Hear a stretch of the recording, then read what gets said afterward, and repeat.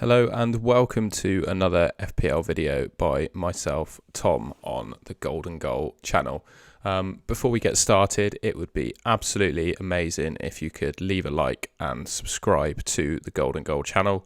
I've done a bit of an uplift to the graphics to make it a bit more FPL relevant for when we make some FPL videos, and I am no graphics expert and it took me absolutely ages.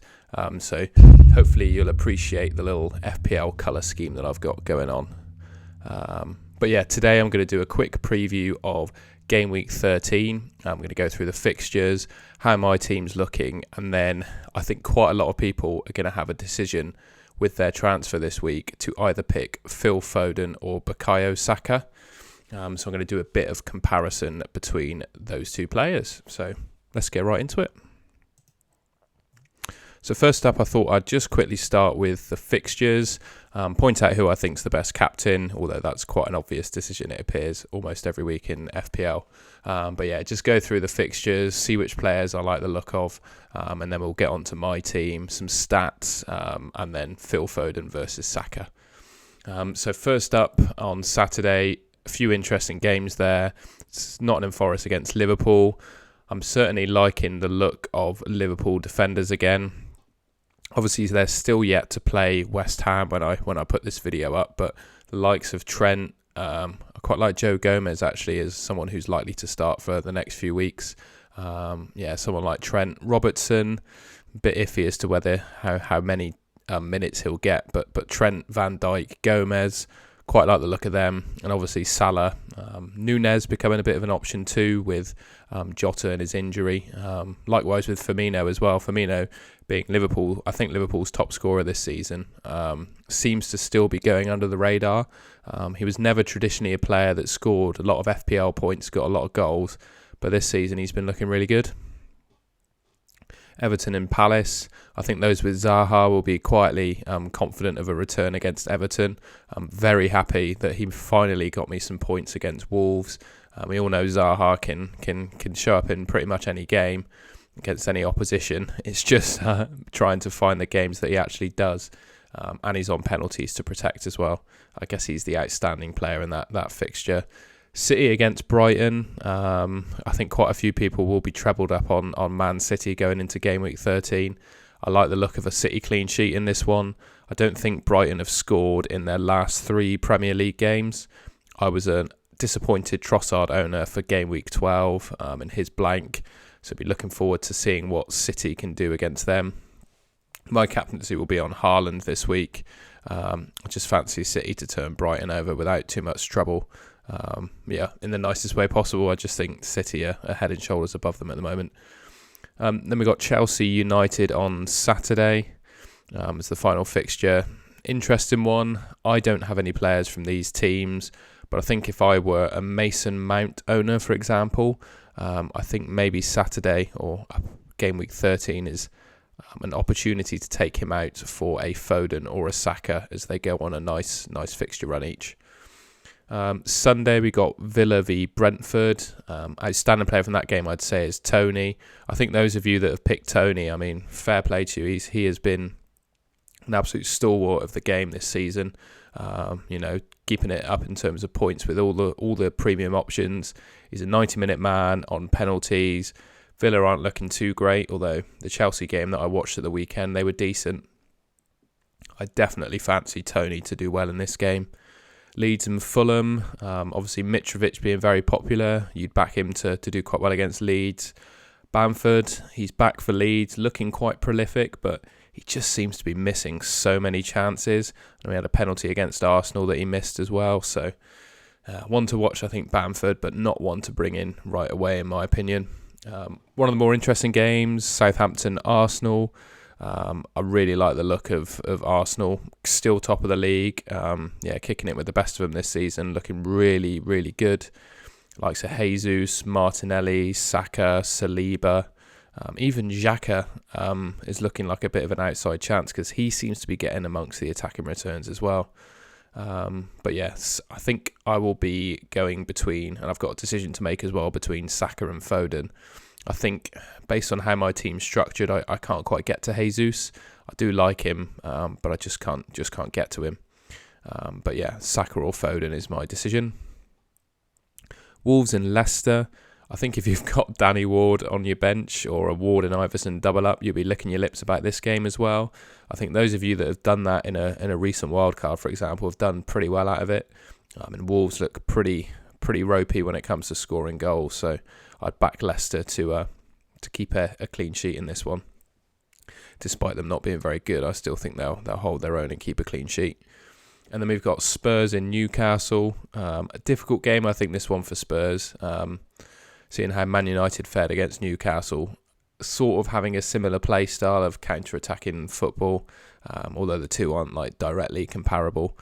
I would back Kane to get a return in this game, but I think it's going to be a difficult game. I don't think I'd be captaining Kane or anything this week, but likewise, I don't think I'd be desperate to sell him either. So, yeah, I think he's a perfectly decent option. Trippier, I think I'll take what I can get out of this game, really. I think most of us have got Trippier at this point. He's obviously got a chance of an attacking return as well as a clean sheet. So hopefully he can get one of those against Spurs. And then West Ham and Bournemouth. I think those that have got Bowen will be quietly confident about this one. Likewise with those with Solanke as well, with David Moyes saying that West Ham don't have any fit centre-backs or something along those lines at the moment. I think you'd be licking your lips at the opportunity against with Solanke against a depleted West Ham defence. So that's it for a bit of fixtures chat. Thought I'd quickly flash up my team just to show the position that I'm in. I'm currently sitting in 130k-ish. It's Wednesday the 19th at the moment, so I've just had the Tuesday games. I haven't changed my team so far, so quite a number of them have played already. And then just looking going forwards, I think my one transfer out has got to be Trossard. He played left wing back against Forest, took a few shots but blanked, and he's got Man City next. With Brighton's scoring record, Man City's defensive qualities, unless there are any major injuries to my team this week, I think I'm going to do Trossard out. And I've got the big decision of Saka v Foden to make on that one. That's my big call this week. I think I won't be alone in that either, which is why I keep saying I've got some analysis further into the video on that. But yeah, I'm quite happy with the rest of my team, really. I think my defence is looking a bit weak. I've got about 3 million in the bank, so I'll have some spare cash left over when I sell Trossard, and I'm thinking it's a tough call in for my transfers in 14. I'll either get rid of one of my cheaper defenders and upgrade them to someone like Akanji from City, because I really back City to start keeping clean sheets, or I could upgrade Zaha to Foden. But if Zaha keeps up his or Saka, sorry. But if Zaha keeps up his scoring form, I think it's going to be difficult to sell him. That's about it for my team. Next up, similarly to what I showed last week, a free resource, FPL Factory, has some fantastic stats for helping you pick your transfers and captains. So this first up is a goal scoring odds that factors in expected minutes. So basically the chance of a player playing minutes combined with their goal scoring odds. So top of the list, I don't think it's any particular surprise, but it's Haaland. He's a good 15% clear of Salah in terms of goal scoring odds. So I think for me, he's the obvious captain for the week.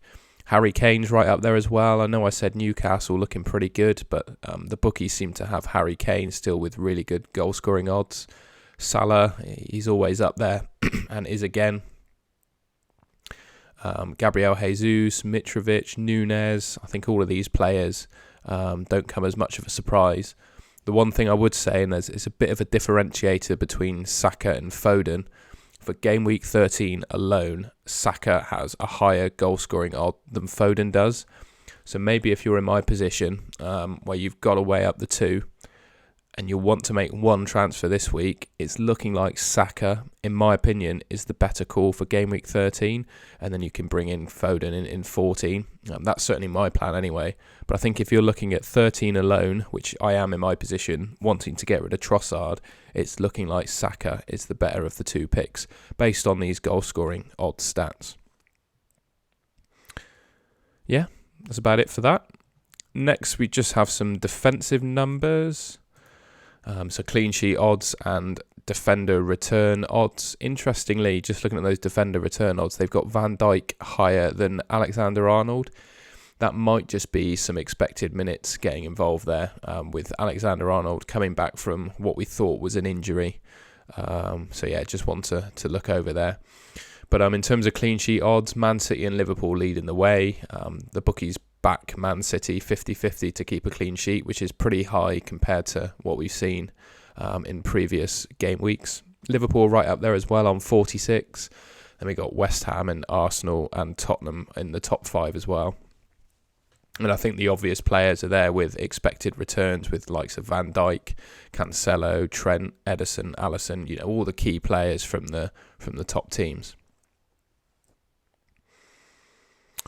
That's about it for the defence.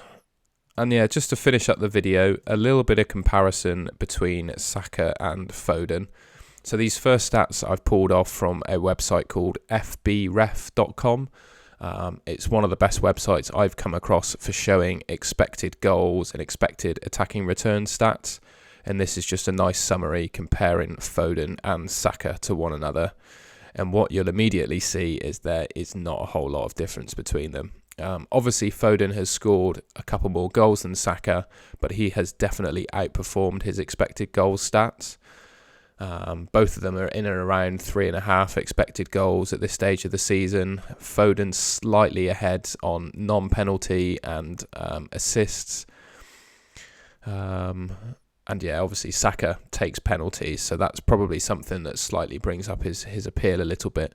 But as you can see, looking at those stats so far this season, there's very little to choose between them, which is why when I showed the goal scorer odds for 13, I think Saka just edges it for the 1 week. But there isn't much else to choose between them. So if you are struggling with this decision, don't fear. It's a really tricky call.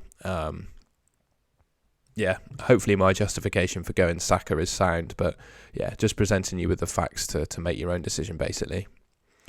And then finally, it was just a look at their remaining fixtures, really.